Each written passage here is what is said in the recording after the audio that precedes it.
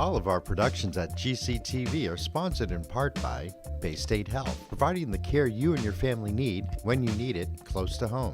Visit them online at baystatehealth.org.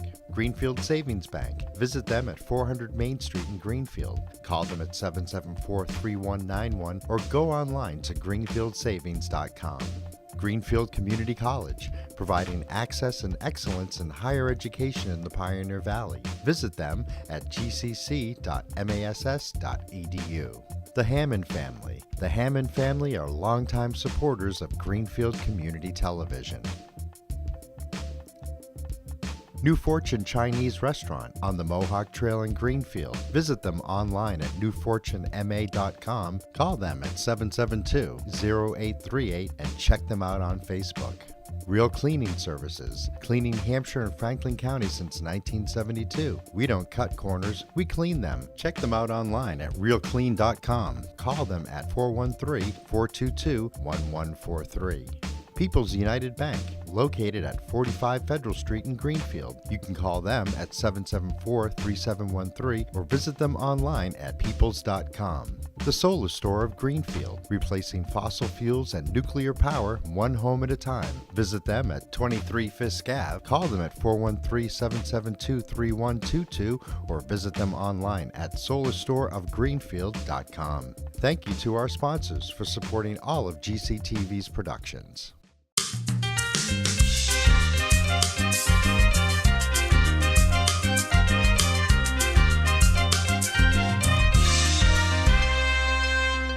Good evening and welcome to the Johnson Community Center for the April 16th meeting of the Ways and Means budget discussion. I call this meeting to order at 6:04.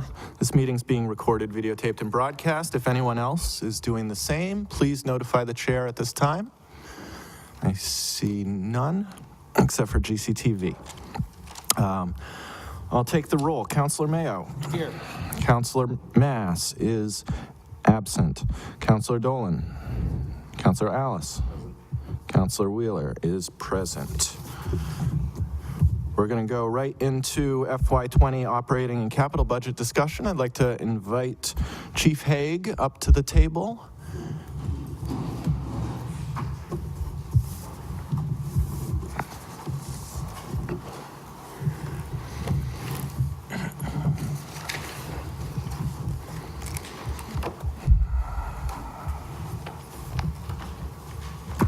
Good evening, Chief.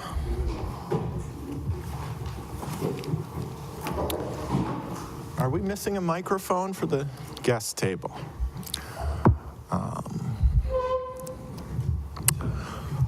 There you go. You'll need it.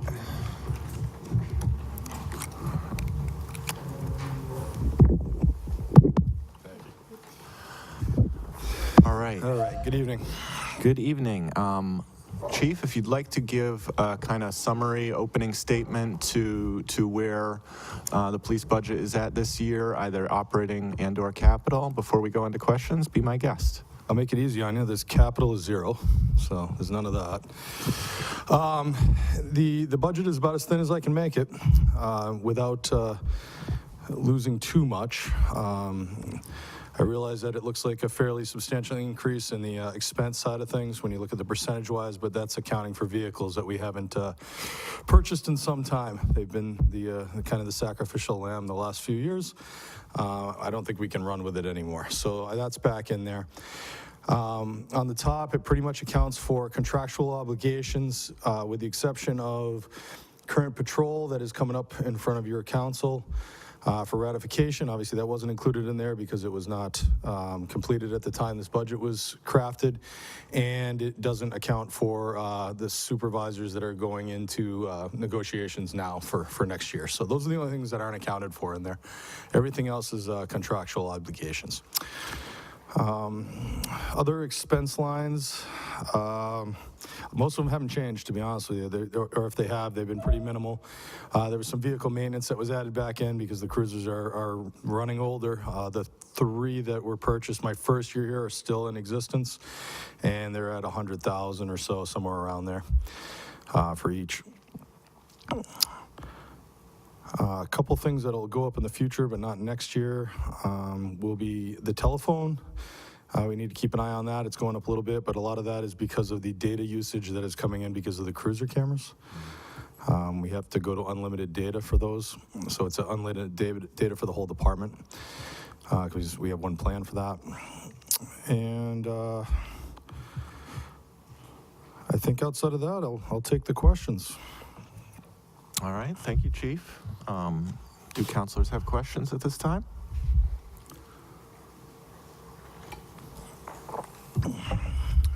We got a lot of numbers in front of us, so Understandable. take a minute here. I think I had something. Councilor Alice. I have a question, but I don't know as it's for you. Okay. FY19 amended under the cruiser leases shows 55,792. Yes. Shouldn't that be like 15 something? No. Because it was amended.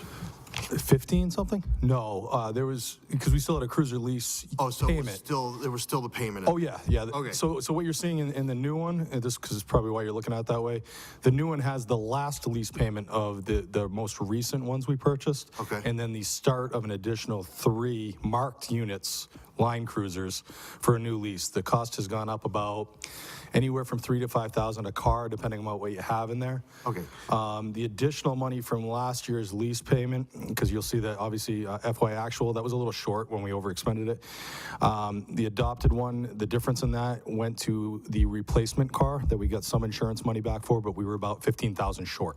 Okay. That balanced out the replacement car from that cruiser accident. So this year's budget, the request and what the mayor's proposed is for 3 new and the remaining payment on That's correct. The last payment on Yes. the last round. Yep.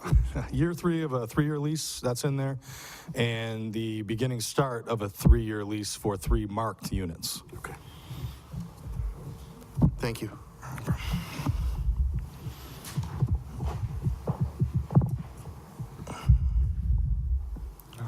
Councilor Mayo. Good evening. Sir? One question, well, I actually have a couple of questions. Oh, yeah. Put that and hold it. Here we go. I noticed on building and maintenance supplies, there's quite a jump there. Building and maintenance supplies. enlighten us on that? That jump, I think that Councilor Mayo is referring to is actually from FY18. Yeah, I was going to say. So if you notice in FY18, it's also when we zeroed out the building. Actually, the line's not even there anymore. The building maintenance line was a line. That's been removed out of there and is consolidated into one. So if you go back a few fiscal years, you'll see a line in there, and it's probably not on the budget book because we only have obviously the lines that are in comparison. But we used to have a building maintenance line that was up top. It just went in with all one. Okay. All right. Thank you. All right. Councilor Alice. What does the total wages line represent for personnel? I know it's in here, but I just wanted everyone to. Yeah, I just want to see here. So you're talking about the permanent salary wages, the first line? Yes. Okay. That would account for a 34 full-time officer staffing. However, I'll just caution you, however, that money for those new increases aren't in there represented. So at the time when I was doing the budget, before obviously we didn't have signatures on anything, that would represent 34 full-time officers at the rates they were when I crafted the budget. So I guess I could ask that question. Sure. The anticipation is that money will come from contractual stabilization. Is that correct? I'm going to be honest with you right now. I'm in the process of filling 1 full-time vacancy. I have 2 full-time vacancies as of late. I'm not so sure about the second one yet because if there isn't money from contractual stabilization, obviously I have to eat it. So I don't want to hire somebody and lay them off. So you're currently at 32 then, is that? Currently 32 physical bodies, yes. 33 is coming in the door though. That's already in the process. Okay. So The proposal to consider exiting civil service, are there any costs associated with that, legal or otherwise? cost, no. Filling positions, absolutely, but cost, no. Okay.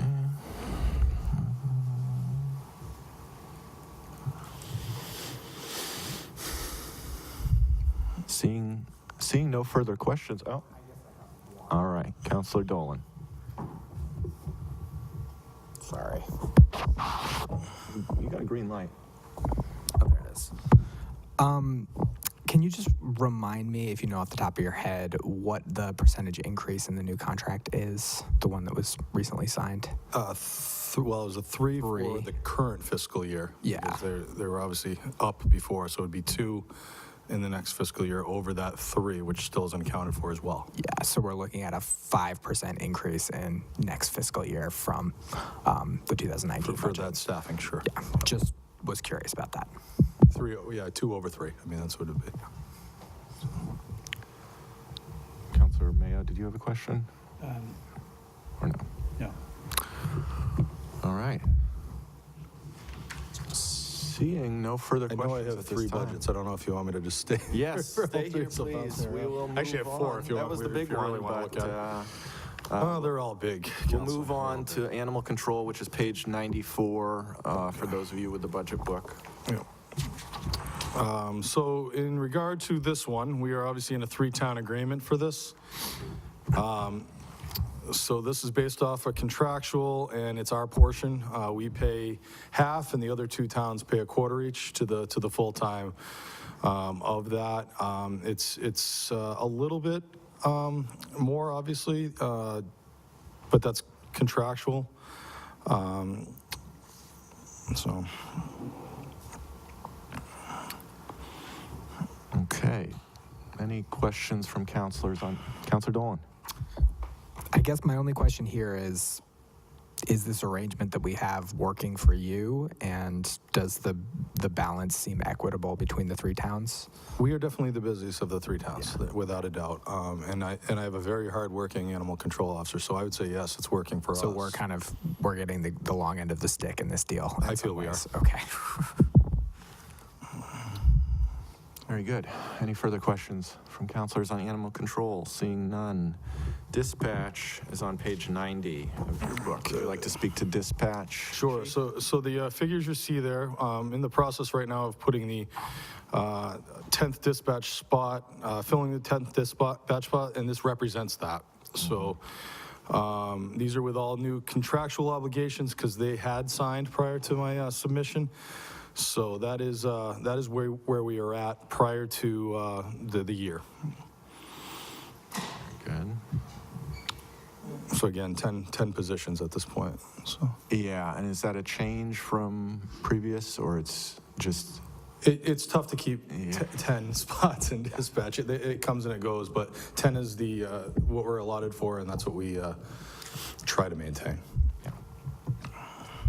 Any questions from councilors on dispatch? Pretty straightforward. In that case, we'll go to parking. It's page 91, next page. Parking maintains the staffing that we currently have.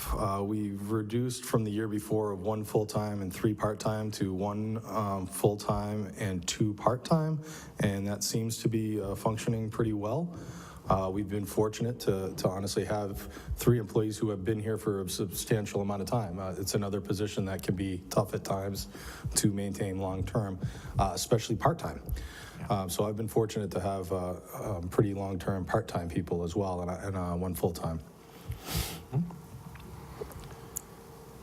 Very good. Councilor Dolan.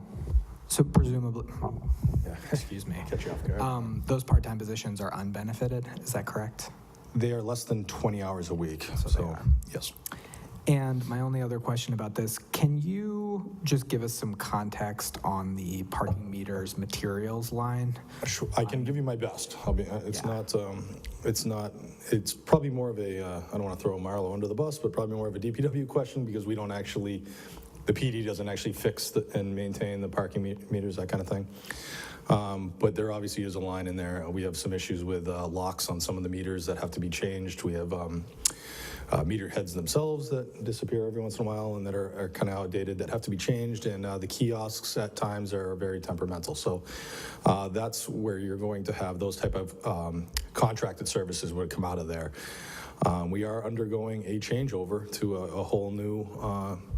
whole new company, a whole new system, a web-based system, which should in theory go forward, help out tremendously with some, I'm not going to say it's a whole lot cheaper, I'm just going to say it's a whole lot more efficient. But right now, we're in that process. So some of the parking meter money is going to have to go for these changeovers. There's going to be after labeling, things like that when we move forward. And to clarify, some of the, there'll be added benefit in terms of convenience for users. They'll be able to use an app on their phones. Boy, I hope so, or Lindsay's going to lose her mind. She's been working very hard to get this conversion done, and we're starting to see some of that now. So, very good. Any further questions for the chief? Councilor Dolan? Is the parking vehicle included? The parking vehicle is actually under PD. The police department absorbs, the gas comes out of the PD side. Same with dispatch with expenses in dispatch. That's why you don't see any expenses. That comes out of the PD side. So we do absorb other costs. Same with, animal control. We do bill out, obviously, a quarter each for gas. That's part of the expense side of it. But So it's represented in here. Just most of it's in the police department expenses. Thank you. Very good. Any further questions for Chief Hague? Seeing none. Thank you, Chief. Appreciate it. Appreciate all your work. Thank you, sir. Thank you. So I'll call to the table at this time Chief Strand, and we'll look at the fire department's budget. That's on page 88 for anyone with a budget book.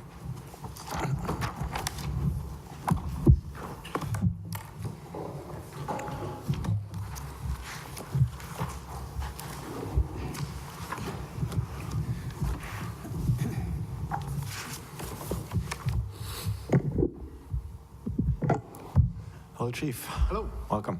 Thank you. Would you like to give any kind of opening remarks before we head into questions? Sure. First of all, thank you for the opportunity to come and speak in front of you folks and tell you a little bit about what's going on at the firehouse and talk a little bit about our budget. My budget is based on the fact that in the firefighting world, we need people to do the job. They need to be trained, well-trained, and they need the equipment to do the job. So the budget was based on those three priorities.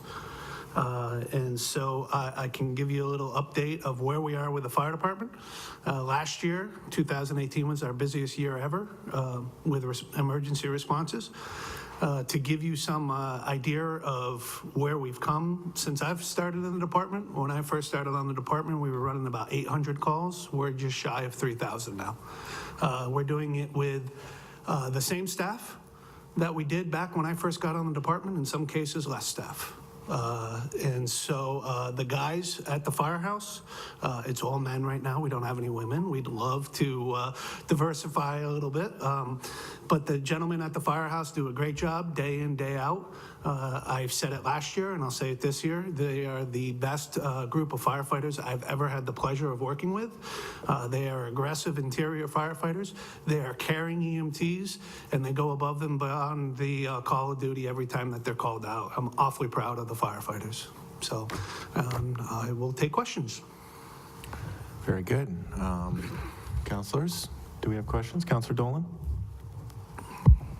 First of all, am I correct that this budget was assuming that the deal with Leiden would go through? So there is one line item that was affected by the Leiden deal, if you will, and that is under overtime. We budgeted 13,000 for overtime, but that was it. But you were not planning on adding any staff No. to accommodate Leiden. You were just No, going to use the same crew. we felt that we were able to handle it with the 13,000 in overtime. We anticipated what the cost per call was going to be, how many calls that there were going to be, and so that's where that budget came from. And so the difference between your request and the mayor's, the budget that the mayor forwarded in the permanent salary and wages full-time category represents positions that you had asked for, but the mayor had refused? So the budget was built with trying to restore the deputy chief, an additional firefighter, and the overtime was requested on what I anticipate the overtime costs will be for next year based on the new contract. And to be clear, the contract is, we're we're just kind of going back to the drawing board in terms of, or excuse me, were you referring to the potential contract with Leiden there, or no? No, I was referring to the firefighters' contract that was settled. They received a section within the contract about minimum staff, minimum manning, minimum piece manning, and that has an impact. That has an overtime impact. It has a positive impact on overtime as well. For example, we break down every overtime category there is within the department, and one category that we've seen $1,000 a month reduction in is medical overtime. And so we've seen some savings, but there's still a cost to man the shifts. Yeah. And when we go into vacation season, that's where it's really going to be difficult. Councilor Alice? Can you just go over the number of bodies that this, what the mayor has presented for a budget covers in the department? And then, actually, you just answered the other question I had, so that's the first question I have. Sure. So this budget reflects a chief of department, 5 captains, 4 lieutenants, and 16 firefighters, and 1 administrative assistant. Grand total of 26 firefighters, 26 sworn personnel, 27 with the administrative assistant. Councilor Alice? And what is the minimum staffing if you were to follow, well, NFPA or whatever what you as a chief of the department would like to see within the department? What's that minimum staffing level in comparison to what we actually have? So NFPA standards is an interesting standard, and so for a city of our size, it says that we'll have 11 firefighters show up at a scene of within 8 minutes of a report of a building fire. We do that. We try to meet that through mutual aid agreements and through help from our neighbors. And we, in turn, respond to our neighbors to help them meet that standard. It's a challenge sometimes to do that with the current staffing, but that's what the NFPA requirements are. We had a strategic study done years ago that said we should have at least 8 firefighters on a shift. And that's what you feel you should have? Or I'm just curious if you feel that that's what we should have. Yes, so staffing is always a challenge. I am grateful to the fact that since I took over as chief, my #1 goal was to have a minimum of 5 firefighters on a shift. This time last year, we were working with 4 firefighters on a shift, and through aggressive negotiations with the collective bargaining unit, we have the minimum of 5 firefighters on a shift, which has been my first goal to accomplish. So I think we're on the right track with that.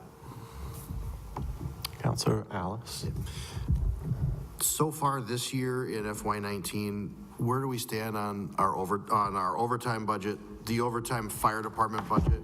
I'm not particularly interested in the training overtime, but the $115,000 line item, percentage-wise, are we on target? Are we over? Where are we at? So overtime for this year was funded at $115,000. You need to keep in mind the new contract didn't take into effect until mid-January. So we've only been a couple months under the new contract, but we are at $114,000 expended as of 4/12, less than $4,000 remaining in the budget. We probably will be out of overtime money by the end of this week or next. Councilor Mayo and then Councilor Alice. Hi, Chief. Hello. Welcome. Thank you. I just heard you mention that you have a minimum, you try very hard to work at getting a minimum of 5 firefighters, right? Is that a goal? Is that a goal that you want to increase this particular year? So it's always a goal to increase manpower. Any department head, whether it's myself, DPW, or anybody else, the goal is always to increase staffing. I know for the fire department, when I first got on the department, we had 7-man shifts. We're at 6-man shifts right now. And so, yeah, my goal is to, at some point, start increasing the staff, especially based on the workload increase that we've seen over the year, and the fact that there isn't a lot of volunteer firefighters out there. And so we used to rely pretty heavily on our call force, and we used to rely pretty heavily on our mutual aid companies. Those days are over. We have 4 or 5 members on our call force. Now, we could be more aggressive with recruiting, but at the end of the day, it's very expensive to put a firefighter on, train them, equip them, and then they leave in a year or two. And so we still need to invest in our call force. We still need to invest in those firefighters. But the reality is that the volunteers of old it's not the same. And if you look at Franklin County Fire Departments, most of the departments are struggling with the fact that their firefighters are getting old and there's not a lot of replacements coming behind them. Okay, thank you. You're welcome. Councilor Alice? Yeah, I've lost my question, actually. It'll It'll come back to me. Yeah. So getting back to the potential agreement with Leiden, I realize this is not entirely in your hands, Chief, but is that something that is still potentially on the table? Yeah, absolutely. So there was some concerns raised not on the Greenfield side, but on some of the insurance questions with the Leiden side. One of the big hurdles, which we were told different when we first started the process, but after calling the ISO, the fact of the matter is that the ISO, you have to have a firehouse within 5 road miles of a station. If you don't qualify for any type of level of insurance, which has the potential of being a big deal for the residents of Leiden. And so it may mean that Greenfield Fire would operate an engine out of a call engine. It wouldn't be a staffed engine out of the Leiden station. There's a bunch of variables that go with that. So right now it's on hold, just so we can get our feet underneath us a little bit better and come up with something that would work better for both communities. Councilor Alice? You triggered my memory with that. The 13,000 in overtime for the Leiden deal, if that deal doesn't happen in the near future, is there something within your budget, considering that you asked for over 200,000, about 220,000 more than you are receiving with this budget, that 13,000, could it be used for anything that is a dire need? Obviously, it's just, it's not even 5% of 220,000, but. Ultimately, the decision's going to be on the council, what happens with that money. I will tell you that if that money was to stay, that it would go into the overtime to offset the projections of what I think overtime is going to be next year. Overtime is so fluid. All it takes is one injury, one person out on a medical leave. The overtime that I put in for the budget, I based it based on what I anticipate for short shifts based on vacations only, and not family medical leave and not academy leave or anything like that. So you have some requests in for engines and councilors are aware, I think, in the capital budget that there's a long-term need. And how are truck plans impacted by the Leiden kind of plan being on hold at this point? Everything's on hold right now until we get a better sense of what's going to happen, and if the Leiden deal is not going to happen. Even if the Leiden scenario happened, we still have to evaluate the current fleet that we have, the remainder of the trucks. We've talked about taking one of the Leiden trucks and replacing one of our trucks. We still have needs beyond that. Our tower truck's slated to be replaced within the next 5 years. That's $1.2 million if we buy the same truck today.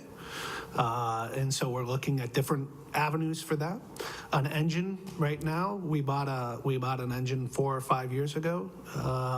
That same engine, same build, with the tariffs, with the increase, is now $600,000.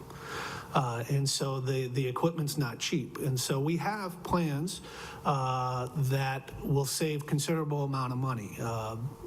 We would take 2 large trucks and put them into 1 truck. But with the Leiden thing, it kind of put it on hold for a little bit, and rightfully so. If the Leiden agreement doesn't happen, then we got to go back to the drawing board, and we need to take a serious look at our capital. I anticipate about $3.5 million worth of vehicle capital within the next 5 years. And I'm a realist, and it isn't going to happen. And so we need to be creative. We need to have alternatives. And so we're developing that as we go along. Very good. Any other questions for the chief, either related to capital? Councilor Dolan? This is going back to the operating budget. I was just curious about a couple of increases. I think I have 4 things highlighted: the repair and maintenance of vehicles, school training, fire academy, firefighting equipment, and personal fire equipment lines. Can you just give us some context? Same ones? Same ones. I knew they were. You were looking for the same thing I was. Yeah. So they're really easy to explain. Repair and maintenance of vehicles. My fleet's getting old. When the fleets get old, you have a lot of repairs and maintenance. Last year we spent $45,000. We were funded at $20,000. The increase is $30,000. Year to date, we have spent. Give me 1 second. We have spent $31,000 year to date. Our tower truck is still out for repair, and that will have a significant bill when it comes back.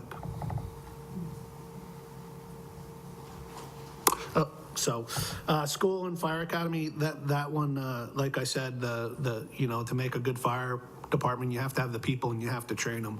One of the shortcomings we had when we had an evaluation for ISO was our training. We've really tried to identify and increase that. We've increased our overtime for training, and we've also increased this. So this line item brings in outside trainers to train the firefighters. It also pays for, we have a new firefighter that we put on the job a couple months ago. He goes to the fire academy in July, and so his cost to go to the academy is built into that. So that's where that increase is. The firefighting equipment from $13,000 to $18,000, and the personal protective equipment, both have gone up years. Probably 4 or 5 years ago, we used to have a line item every year in our cap that we would get out of capital stabilization.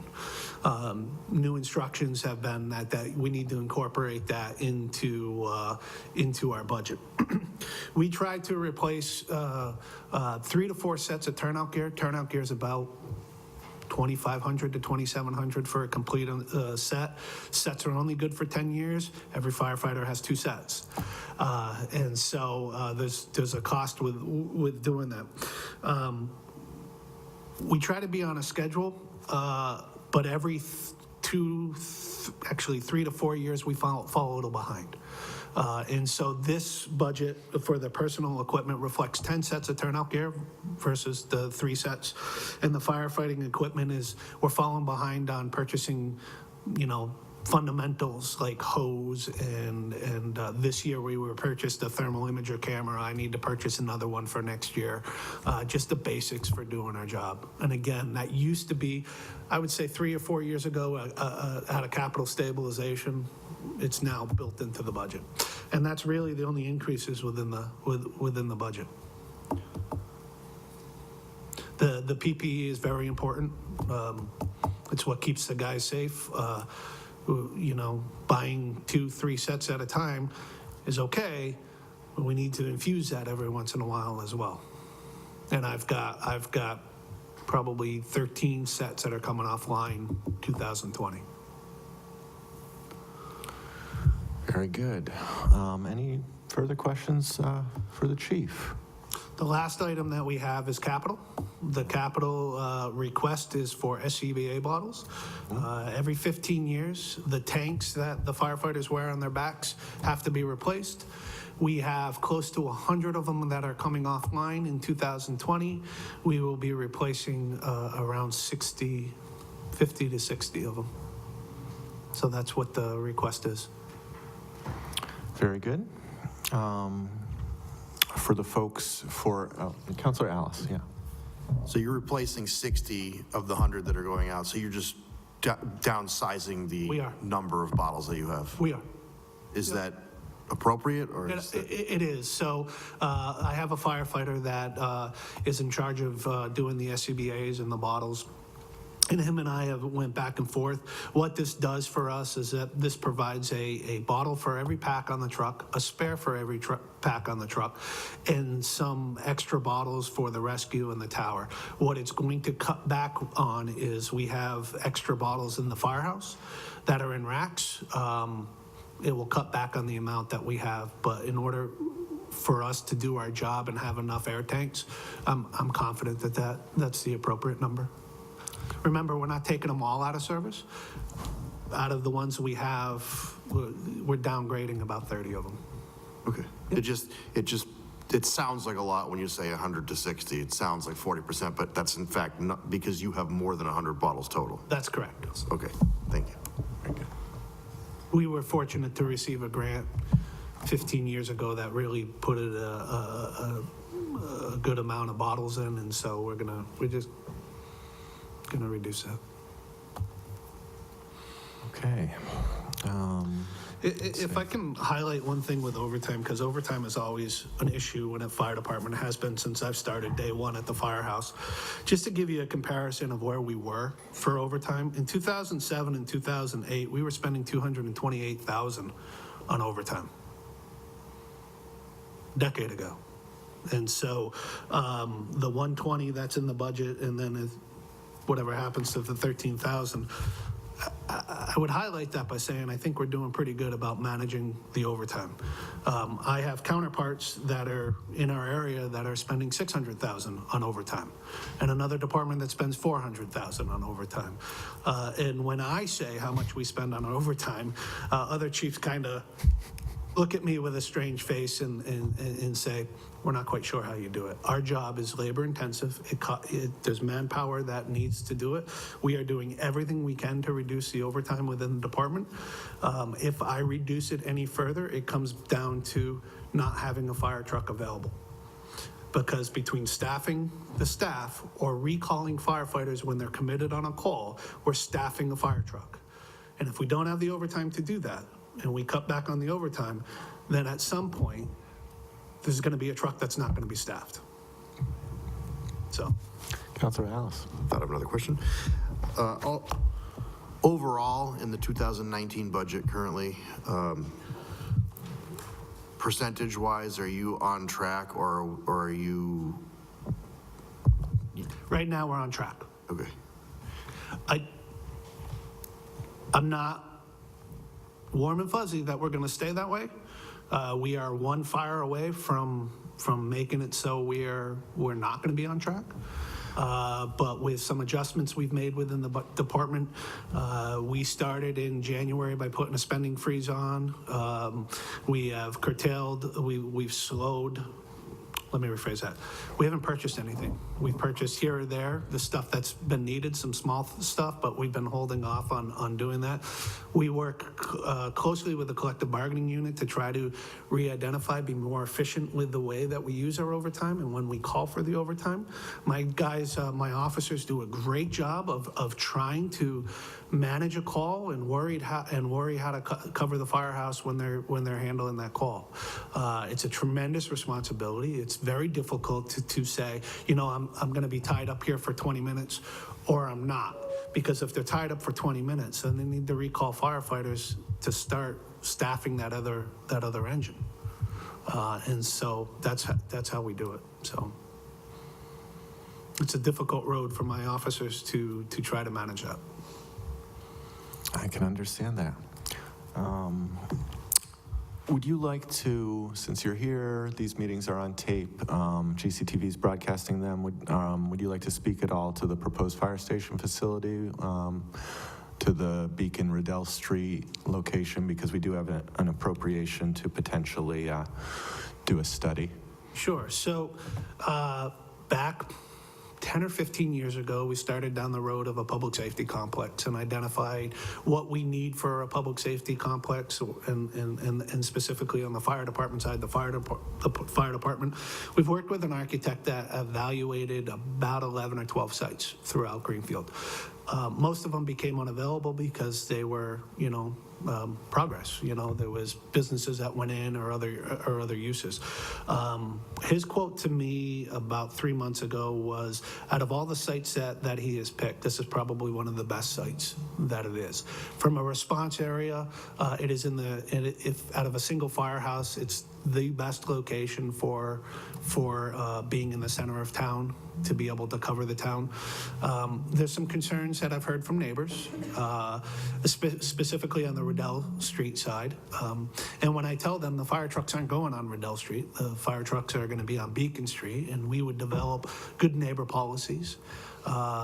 During certain hours of the day or whatever, the sirens might not be used. Obviously, if there's cars or whatever, that's a different story. And so the location's a good location. It goes hand in hand with the remediation of the culvert that's there. That work was in the pipeline to get done anyways. This kind of enhances that, and so I'm encouraged by it. At the end of the day, if you've had the opportunity to come into the firehouse, you would quickly realize that we need to do something. So I'm encouraged by it. I am sensitive to the fact that taxes are what taxes are, and that's one of the biggest conversations that need to happen. But our firehouse is a 1936 firehouse. We have to watch what we buy for size of truck, for weight of truck, for length of truck. It's a challenge, and it doesn't have any of the modern facilities. So I would hope that it continues. Councilor Alice. Are you just, so the 550,000, it appears from the budget that it was not something that you requested, is that correct? It was put in by the mayor. Okay. And I will have to ask him the questions on that then when we get there, because you probably wouldn't have the answer to the question I want to ask, so thank you. Any further questions for Chief Strand? Thank you, Chief. thank you.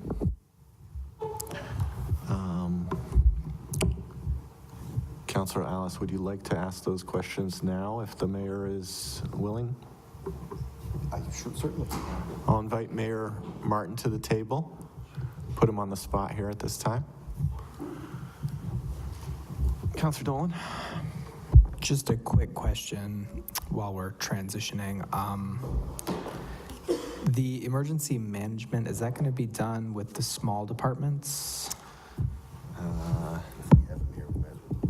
That's a good question. I think we could probably take some questions on emergency management. So emergency management, the remainder of the funds in emergency management pays for the reverse 911 system. That is it. The emergency management falls under the fire chief. The responsibility of emergency management is been directed to the fire chief, and so that's what's in that budget. Straightforward. Councilor Alice? Okay, so thank you for coming up to answer the questions. Sure, Councilor. The 550,000 is for study or for design, or what is that earmarked for? The 550,000 is for construction drawings, design and construction drawings. We used the 50,000 that we had previously allocated by the council for a number of different avenues beyond site design, but floor planning, surveying, police, fire, dispatch, and emergency services to see what should be inside the building. Chief Strand actually did 95% of this communication and working with Dennis Ross and Pacheco Ross over the past 2 years. And I only came in toward the latter part when we are trying to figure out the financing for the public safety complex. Councilor House. So in the forecast that we received, it showed initially 12.5 million for a firehouse total, and then it showed 10.5 million, most recent one. Is this 550,000 part of that 10.5 million in the document we received? That's a good question. We've always included the feasibility studies and construction drawings in the total project cost. So I'll verify with Dennis. Do you know what Dennis included? Just what the plan that I gave you. Yeah.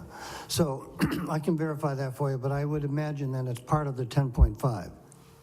Okay. All right, thank you. Welcome. All right, Councilor Dolan. As long as we're on this topic, I've heard several things about the skate park and it potentially being on the same site. Do you have any updates on that? We have. There's a potential for a skate park there. I guess I'll reiterate my concerns and conversation over the past couple of years. So for the skate park committee, I've asked them to choose a site in the city where they think it's best and to get the awareness comments from the neighbors, see where the neighbors and the abutters support is. They haven't come up with that site yet, but this is something we discussed since we took the property by tax title several years ago. There's been a design, I think Christie, director, put together a nice design for how it would fit on Beacon Street. Because the actually fire department and the number one site happens to be that site, we had to move the skate park off that particular X spot on the site. Greenfield owns the one-story building, it's a 1930s, 1920 building that was used for industrial tools. And we also own the budding land that's, it's a chain link fence around a L-shaped lot. So we own all of that land for the city. So that's where the skate park could go if that was going to remain the site. The potential for funding of the skate park is considered under a park grant application. And when we first started the park grant and discussion for the skate park, they were actually second to the park grant on Mead Street. But then the dog park initiative came up, and we were able to, the council funded $50,000, and we were able to get close to $600,000 in grants to do all of Green River. So we had to move that park grant to Green River, waiting to come back to the bike path and the pedestrian path on Mead Street, which is along Green River off of Deerfield Street. So now that's the next park grant application that'll be in process now. Next year could be the skate park location with a park grant. There was an interest in the possibility for moving the skate park to another location. It was very tentative, and if the entity that was going to participate could make a commitment, then we would go through the process of working with actually the rec director, Christy Moore, is aware of it, but we would have gone to the rec commission and gone to the council and try to move that particular initiative forward. To date, today, I received an email that indicated that they're looking at another site that would not result in the opportunity for them to participate in the skateboard project. So it's on the planning board. Thank you. Thank you, Mayor. Any further questions for the chief? Seeing none. Yeah, if you Go ahead. Anything else you'd like to speak to, Chief? Yeah, I neglected to talk about a major impact at the firehouse, and just to bring everybody up to speed. Greenfield Fire became more involved with the delivery of EMS for our community. Excuse me. Really on the firefighters are the ones that deserve credit for really bringing the program forward. We anticipated doing about 100 transports, less than 100 transports a year. The way that the system works right now is if you call 911, AMR is our ambulance provider for the town. They respond, we respond with them as a first response agency, but if need be, we can transport because we have an ambulance. And so we figured that would be about 100 times a year. From last April to this April, we've done about 380 transports. Every transport we do, we bill for. And so that revenue that's collected goes back into the revolving account, and that revolving account is used to sustain that program. One of the biggest expense we have with the program is vehicles. And so we tried to get creative with different avenues and how to fund a vehicle and whatnot. But at the end of the day, when we buy a used vehicle, we need to have a backup for it. And so with the mayor's approval and within the spending scope of the revolving account, we will be purchasing 2 used vehicles to replace the current vehicle that we have with a truck that's identical to the vehicle that we have, but it's 3 years newer, and then another ambulance that we were able to acquire. It'll be about July when we'll be able to pick it up.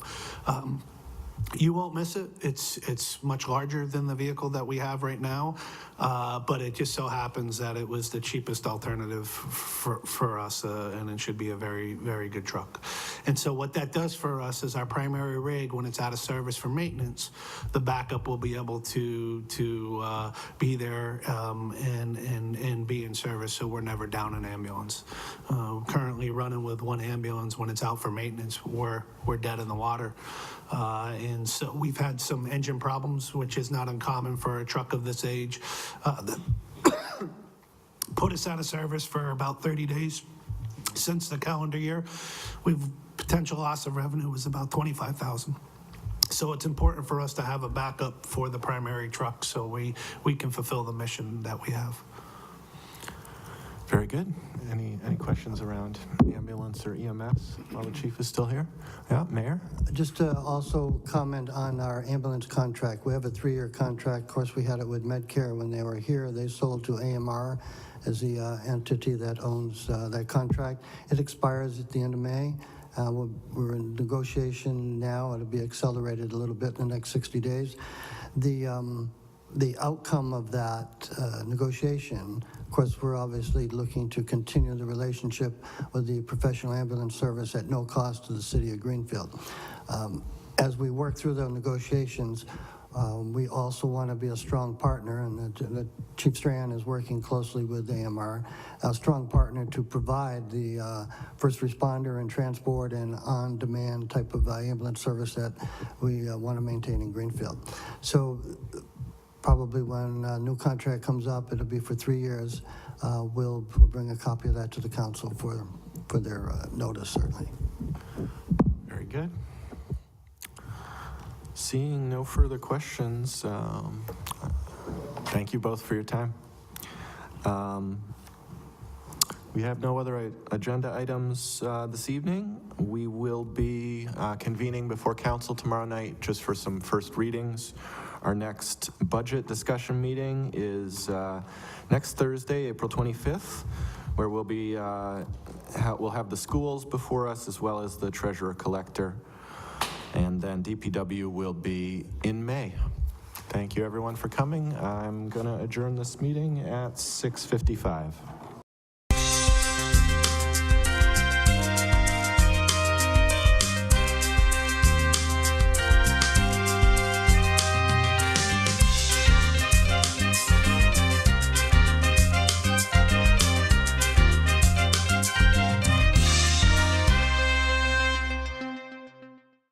All of our productions at GCTV are sponsored in part by Bay State Health, providing the care you and your family need when you need it close to home. Visit them online at baystatehealth.org. Greenfield Savings Bank. Visit them at 400 Main Street in Greenfield. Call them at 774-3191 or go online to greenfieldsavings.com. Greenfield Community College, providing access and excellence in higher education in the Pioneer Valley. Visit them at gcc.mass.edu. The Hammond Family. The Hammond family are longtime supporters of Greenfield Community Television. New Fortune Chinese Restaurant on the Mohawk Trail in Greenfield. Visit them online at newfortunema.com. Call them at 772-0838 and check them out on Facebook.